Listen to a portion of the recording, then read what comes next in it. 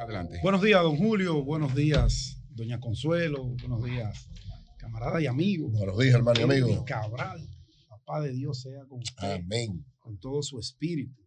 Ay, sí. Bueno, dos temas tengo aquí en agenda. Doña Consuelo tocó el primero, que tiene que ver con el sacrificio en contra de su voluntad que ha tenido que dar el presidente chileno, Gabriel Boric, Ay, sí. hacia buscar, no solamente por el tema ideológico de la centro-izquierda, sino acudir a la experiencia, Sí. a la veteranía, Sí, sí. a ese olfato político para poder enfrentar el problema de gobernanza que él tiene en Chile. Para poder ver cómo con un gabinete experto que pueda orientarlo a él, que luce muy desorientado con las políticas que ha venido tomando en materia social, en materia política, en materia económica, para un país que viene arrastrando grandes problemas como lo es el chileno. El revés que Gabriel Boric sufrió el pasado domingo con el tema del plebiscito para la reforma constitucional lo obligó a deshacerse de gente que él mismo lo expresó cuando los estaba despidiendo. Fueron sus amigos, fueron sus compañeros de lucha desde la universidad. Sí, señor. Como decimos popularmente en la República Dominicana, los compañeros de infortunio, pero la realidad le golpeó la cara como la brisa y tuvo él que buscar ¿a quién? Bueno, a políticos, sobre todo políticas, Sí. ya con una experiencia probada, que formaron parte de lo que fue la transición democrática y que participaron de todos los procesos de reforma post-dictadura de la sociedad chilena. Gente que había servido en gobiernos pasados, como la ministra de lo Interior Sí, que nombró, sí. que ya trae una experiencia no solamente familiar, porque su papá fue ministro también de lo Interior, que después fue asesinado. Ay, sí. Llega con una visión diferente. Entonces, Boric tiene que prácticamente descomponer su petit comité. El anillo palaciego, como le decimos aquí, él tuvo que completamente deshacerse y forma un gabinete de ese petit comité con 5 mujeres y un hombre. Pero vaya usted a ver el expertise de esas 5 mujeres. Sí. Son 5 super funcionarias que ya le han servido a la sociedad y al gobierno chileno desde diferentes puestos públicos.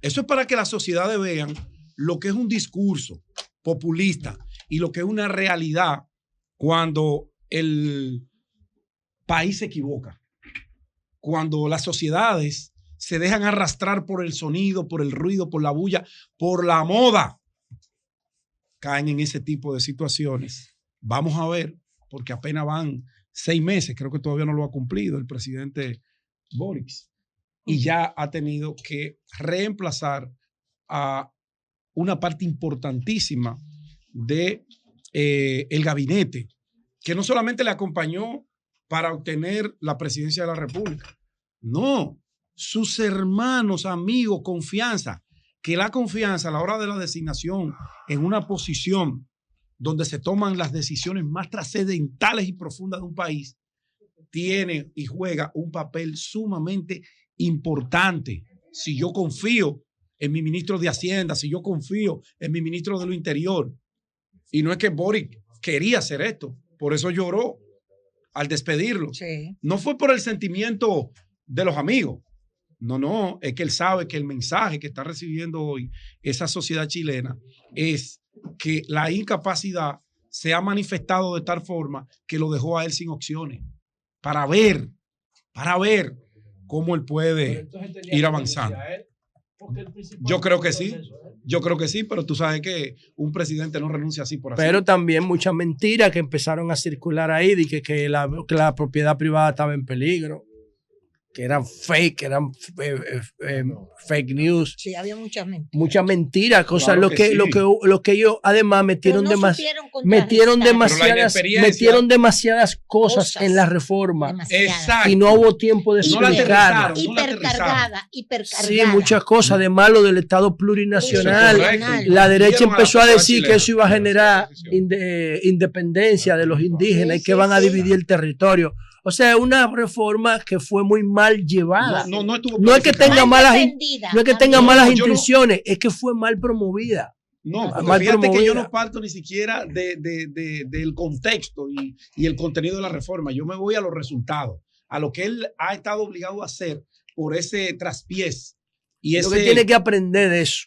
Bueno. De esa derrota él tiene que aprender. bueno, pero el mensaje que está enviando, Pero parece que sí. el que mensaje que está aprendiendo. enviando es, Sí. como los míos no pueden, yo tengo que gobernar con lo que tradicionalmente han dirigido esta sociedad. Ese es el mensaje. Porque Tengo por eso que tuvo que ampliar acudir a a la mi visión. experiencia. Pues Tengo Pedro, que Quería ampliar decir mi magistralmente, Moisés Naím, Saludos, señor. buenos días. Moisés Naím, en su obra El fin del poder, en el intro de la obra, en leíste el esa introito, desde luego que sí, es de mis autores favoritos Ok, de lo último, claro. Una de las pregunta últimas sencilla. eras.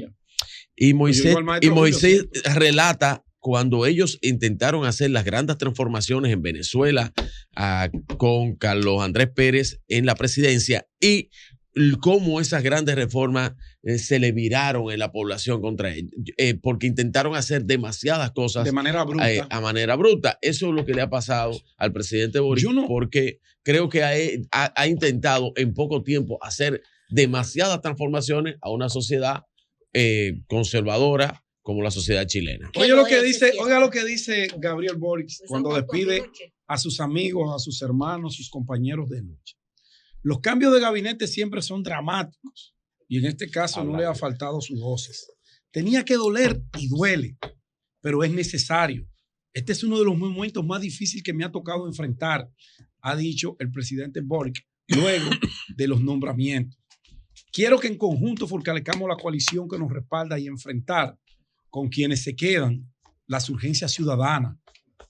Ratificó así que el proceso constituyente en marcha no afectará su programa de gobierno ni un paso atrás. Vamos a ver qué ocurre con él. Bueno, no quería entrar mucho en ese detalle porque Consuelo ya trató ese tema en principio, solamente quería Tomando en señalar- cuenta que Chile es el país más desarrollado de América América Latina. Latina. Ojo, el Por más eso rico, ¿eh? Y el más Por desigual, eso y uno de los más Y desiguales. uno de los Por más eso es. desiguales también. Así mismo. Pero es el más rico. Los, Sí, los problemas sí. de ellos no son de primera y segunda generación de derechos. Pero está Son de tercera y cuarta. ¿eh? pero está todo el mundo tirado a la calle Son de ahora ya. tercera y cuarta. Pedro, ya que terminaste Entonces, tu denuncia que hiciste, ¿de qué? el llamado que hiciste ahorita Ah, sobre el vehículo que está detenido en la Tiradentes Ajá. con la no lo calle, hemos movilizado todo. ahí está una ambulancia. Yo el le sugería a los tránsito agentes que estaba- llamaran. Yo me paré, yo me detuve. está paralizado, es blanco el vehículo, Sí, ¿no? es un Mustang, un Ford Un Mustang. Un Ford Mustang blanco, 2014, ahí lo 2013. vimos hace unos minutos, sigue ahí parado. ¿No grabaste? Yo grabé, yo tiré no, fotos. no me dio tiempo, ahí está acumulado muchos Ah. vehículos y hay un fuerte tapón. Pero eso es desde las 7:15 de la mañana. Sí, Yo sí. Ah, pues estuve era casi quizá- yo llegando Sí, también. bueno, pasando al siguiente tema. Ayer leía un reportaje inextenso en el periódico Listín Diario de unas 389 familias que viven en un plantel escolar que el gobierno los acomodó allí hace un año, luego de que ellos fueran desalojados de un barrio que lleva por nombre, ellos le pusieron el nombre, porque eso no se formó bajo ningún criterio urbanístico ni ningún criterio de desarrollo social, sino que ellos vieron esos terrenos, se metieron allí y comenzaron a levantar casuchas de manera irresponsable, tratando de acomodar sus altísimos niveles de miseria y pobreza y guarecerse con sus familias que casi siempre son bastante extensas. La pobreza se caracteriza por una amplia reproducción familiar que es insostenible completamente para quienes lo hacen. Pero la falta de educación, la falta de visión, la falta de entendimiento, de saber que no tienen la capacidad ni siquiera para un hijo y tienen 8, pues los lleva a vivir y se condenan ellos mismos a vivir en la miseria total. Bueno, leyendo ese reportaje, lo que ellos cuentan, cómo viven, hablamos de 389 familias que ocuparon un plantel que tuvieron que buscar unos 5 baños. Multipliquemos 389 por 5, ¿cuánto da eso, doctor Félix? Más de 1,000 personas que viven en un espacio que no se acondicionó para vivir, sino para que estudiantes vayan a recibir el pan de la educación. Bueno, el gobierno, bajo la presión del desalojo, los colocó allí bajo la promesa de que ellos iban a ser reubicados en un plazo de unos 6 meses. Ustedes saben que eso no ocurrió y ustedes saben que eso no va a ocurrir. ¿Por qué no va a ocurrir? Bueno, históricamente los gobiernos en República Dominicana han utilizado el tema de la pobreza como un eje de campaña, como un discurso político para generar el voto de los que piensan poco. Y como esos que piensan poco, importan poco, que Julio utilizó esa palabra ayer, lo manejan como vaca para el matadero. Y ellos compran cualquier política pública, cualquier discurso político que les resulte atractivo.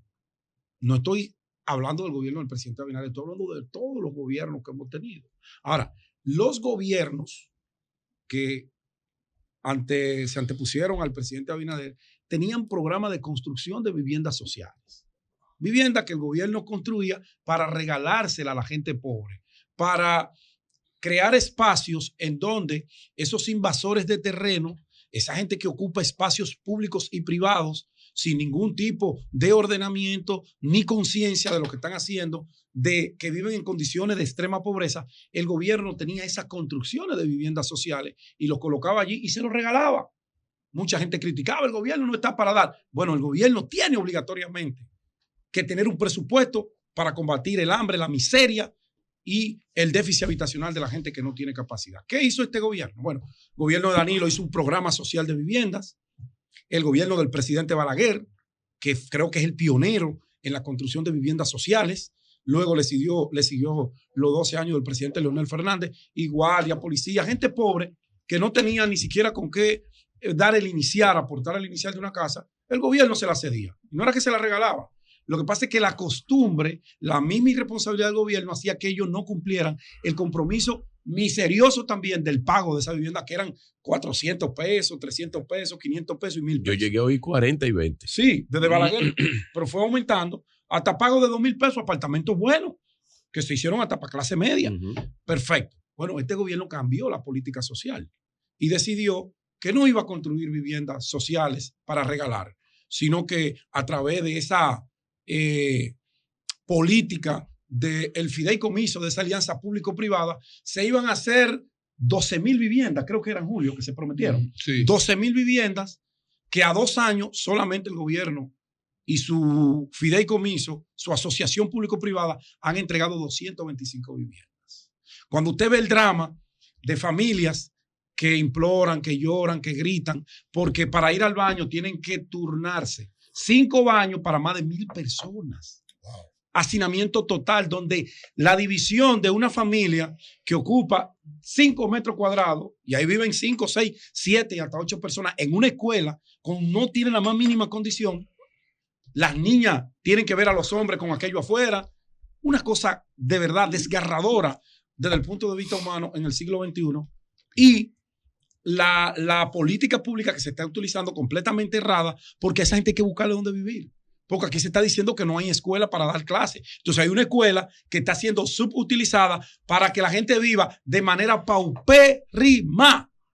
Entonces yo creo que el presidente Abinader, y esto lo hago a modo de recomendación, debe reenfocar el tema de la lucha contra la pobreza, debe reenfocar el tema de las construcciones y buscarse para el presupuesto del año que viene unos dineritos por ahí para que se comiencen a buscar y a construir soluciones habitacionales para esa gente que vive en extrema pobreza, que por más fideicomiso que usted haga, que no se han hecho, que no han podido avanzar, y está ahí la realidad, puedan tener la dicha de una vivienda que se construye con 500,000, 600,000 pesos y por lo menos puedan salir de ese ámbito de miseria humana por la que están pasando. ¿Es el gobierno culpable? Claro que no. Ahora, ¿es el gobierno responsable? de con el presupuesto y los impuestos atender a esa gente pobre? Sí. Cambio y fuera.